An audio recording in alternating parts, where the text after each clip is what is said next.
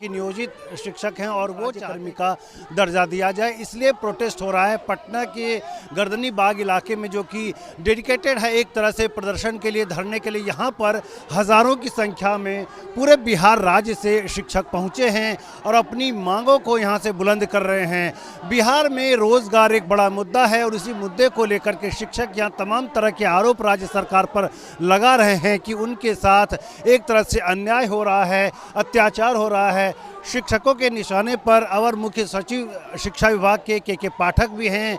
उनको लेकर के ये आरोप है कि उन्होंने कई तरह की जातियां की हैं और कई तरह के आरोप जो हैं वो शिक्षक लगा रहे हैं। हमारे साथ यहाँ पर कई नियोजित शिक्षक हैं जो कि बताएंगे कि उनकी पूरी मांग क्या है और ये पूरा मुद्दा क्या है जिसकी वजह से बार बार इन शिक्षकों को सड़कों पर उतरना पड़ता है। राज्य के 38 जिले से यहाँ प्राथमिक, माध्यमिक, उच्च माध्यमिक शिक्षक अपने शोषण के खिलाफ इस लड़ाई में शामिल हैं। अक्सर हम खबर सुनते हैं कि नियोजित शिक्षक जो हैं वो अपनी मांग रख रहे हैं, धरना प्रदर्शन कर रहे हैं। आप लोगों की मांग है क्या और क्या हुआ है आप लोगों के साथ जिसकी वजह से आप लोग प्रदर्शन करना पड़ रहा है? राज्य सरकार ने स्वयं पूर्व के दिनों में कहा है कि हम आपको राज्यकर्मी बना देंगे। जिस समय नियुक्ति पत्र गांधी मैदान में नीतीश कुमार जी बांट रहे थे, उन्होंने कहा कि हम एक छोटी सी परीक्षा लेकर के इन तमाम 3,65,000 शिक्षकों को राज्यकर्मी का दर्जा दे देंगे और आपको सबको सरकारी बना देंगे, इन शिक्षकों के बराबर कर देंगे। हमारा कहना है कि हम 2003 से नियुक्त हैं, प्राथमिक शिक्षक 2003 से नियुक्त हैं, माध्यमिक शिक्षक 2006 से नियुक्त हैं। तो अभी जो बीपीएससी से शिक्षक आ रहे हैं उनके हम समान कैसे होंगे? हम तो सीनियर वरीय उनसे हैं ही पहले से। तो वरीयता की लड़ाई अभी नहीं है, अभी सरकारीकरण की लड़ाई है। हमारे दर्शकों को समझाइए कि आप में और राज्यकर्मी जो हैं उनमें क्या अंतर है, क्या सुविधाओं का अंतर है, सैलरी का अंतर है, किस तरह का फर्क है दोनों में? राज्य सरकार के लोगों के पास बीए ट्रेंड लोग आईएएस बने हुए हैं, शिक्षाविद लोग इसमें काम नहीं करते हैं। इनके पास शब्दावली का अभाव है, जो भी शब्द ये फिट करते हैं वो इनके खिलाफ चला जाता है। आपने देखा होगा कि 2006 से लेकर आज तक जितनी भी नियमावली बनी, दर्जनों बार अपनी ही नियमावली में इन्होंने परिवर्तन किया है। मतलब साफ है कि राज्य सरकार अपनी नियमावली के प्रति ही संतुष्ट नहीं है।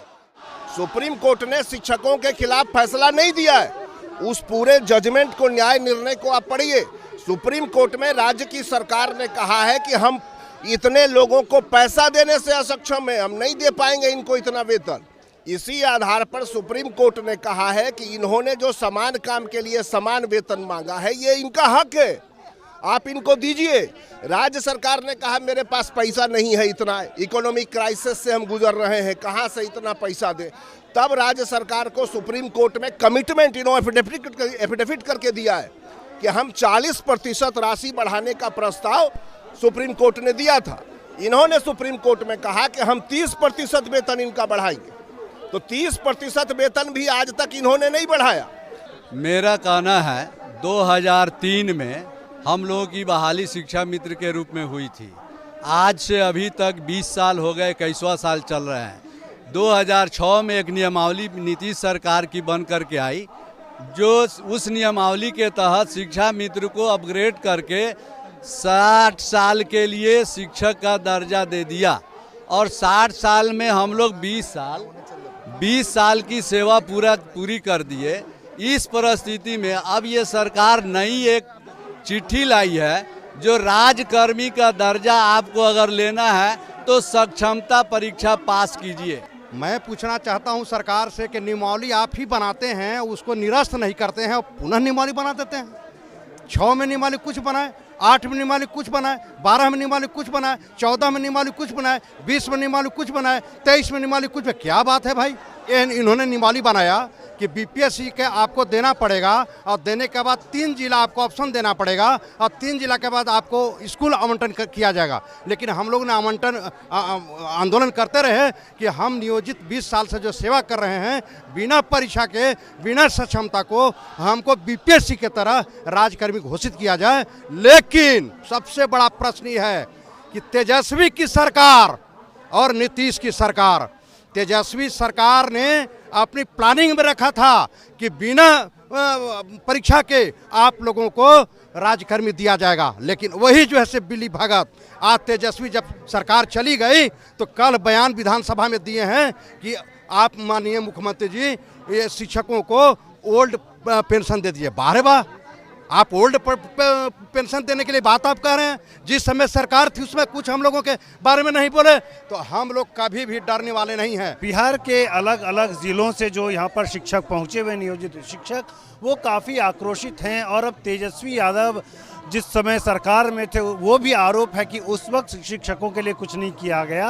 और अब Tejashwi Yadav old pension scheme की मांग कर रहे हैं। विधानसभा में तेजस्वी यादव ने सोमवार को इसकी मांग रखी थी, लेकिन शिक्षकों का आक्रोश जो है वो सड़कों पर बरकरार है और ये कह रहे हैं कि सरकार भले ही बिहार की बदल जाए, वो अपने हक और हुकूक की मांग करते रहेंगे और आंदोलन सड़कों पर चलता रहेगा। हम लोग का मांग है कि हम लोग से 20 वर्ष तक ड्यूटी कराया गया। हम लोग टीचर्स ट्रेनिंग किए, सक्षमता परीक्षा दिए, दक्षता परीक्षा दिए, कितनी बार परीक्षा होगी हम लोग की। हम लोग रिटायर के एज में हैं। क्या स्थिति है पूरे आप देख रहे हैं पूरा बिहार में। बड़ी संख्या में शिक्षक पहुंचे हुए हैं। दूर दूर तक जहां तक हमारी नज़र जा रही है वहां तक जो है शिक्षकों की भीड़ है। यानी कि सरकार बदलने के बाद, हालांकि ये प्लानिंग पहले से ही थी, शिक्षक पहले से ही सड़कों पर हैं, कभी मसाल जुलूस निकाल रहे हैं, कभी धरना प्रदर्शन कर रहे हैं। और उसके बाद इनकी प्लानिंग थी कि 13 फरवरी को ये पटना में आकर प्रोटेस्ट करेंगे। सारे ज़िले से शिक्षक पहुंचेंगे और जिस तरह से हम देख रहे हैं कि भारी भीड़ यहाँ पर है, तो निश्चित तौर पर सरकार पर दबाव बनाने की एक कोशिश है इन शिक्षकों की। देखना होगा कि ये अपने दबाव में कितने कामयाब होते हैं। चुनावी साल है, जाहिर तौर पर सरकार के ऊपर भी दबाव होगा कि वो शिक्षकों को जो उनकी मांग है वो पूरी करें या कोई ऐसा रास्ता निकालें ताकि शिक्षक अपनी जो ये प्रदर्शन है, धरना प्रदर्शन को बंद कर